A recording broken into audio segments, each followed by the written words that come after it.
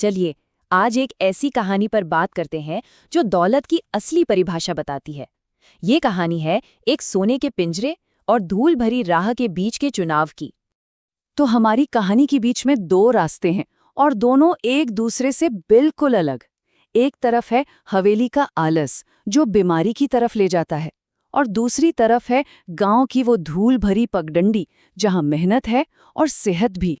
तो हमारी कहानी की शुरुआत होती है एक बहुत अमीर आदमी से। एक ऐसा आदमी जिसके लिए उसका अपना आराम ही एक जेल बन गया था। उसकी जिंदगी कैसी थी? पूरी तरह से आराम वाली। हर छोटे बड़े काम के लिए नौकर चाकर थे। उसका काम बस दिन भर सोना और ऐश करना था और उसे पूरा यकीन था कि पैसा ही सब कुछ है और वो पैसे के दम पर दुनिया की हर चीज खरीद सकता है। लेकिन जैसा कि होता है, ये आराम वाली जिंदगी अपना रंग दिखाने लगी। साल बीतते गए और उसका शरीर एकदम कमजोर पड़ गया। हालत ये हो गई कि अपने हाथ पैर हिलाना भी एक बड़ा काम लगने लगा, जिसमें बहुत दर्द होता था। अब जब शरीर ने जवाब देना शुरू कर दिया तो उस आदमी ने अपना सबसे बड़ा हथियार निकाला और वो था पैसा। शहर के जो सबसे बेहतरीन डॉक्टर्स थे सबको बुलवाया गया। इलाज पर पानी की तरह पैसा बहाया गया, मतलब पैसे की तो कोई कमी थी ही नहीं। लेकिन नतीजा क्या निकला?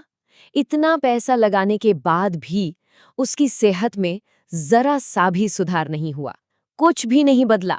तो सोचिए, उसके पास इतनी दौलत थी लेकिन वो अपनी ही हालत के आगे बिल्कुल लाचार हो गया था। जाहिर है वो पूरी तरह से टूट चुका था, निराश हो गया था। लेकिन कहते हैं ना, जब सारे रास्ते बंद हो जाते हैं तभी कोई उम्मीद की किरण दिखती है। ठीक ऐसा ही हुआ। जब वो आदमी सारी उम्मीदें छोड़ चुका था तो उसकी बीमारी की खबर गांव से गुजर रहे एक ज्ञानी साधु तक जा पहुंची। साधु ने कहा, हाँ, मैं इसका इलाज कर सकता हूं, लेकिन साथ में एक बड़ी अजीब सी शर्त रख दी। एक ऐसी शर्त जो उस आदमी के लिए लगभग नामुमकिन थी। अब मरता क्या न करता, उस आदमी ने हताशा में वो काम किया जो उसने न जाने कितने सालों से नहीं किया था। वो अपनी पूरी ताकत लगाकर बड़ी मुश्किल से अपने बिस्तर से उठा और चल पड़ा।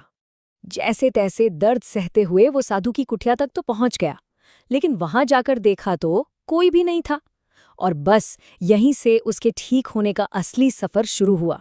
पूरे 3 महीने, सोचिए, 3 महीने तक वो आदमी हर रोज चलकर उस कुटिया तक जाता था और हर बार उसे वो कुटिया खाली ही मिलती थी। तो इस रोज आने जाने का असर क्या हुआ?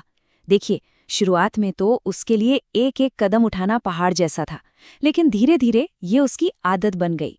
फिर उसके शरीर में ताकत आने लगी और देखते देखते उसके अंदर जैसे एक नई ऊर्जा, एक नई जान आ गई।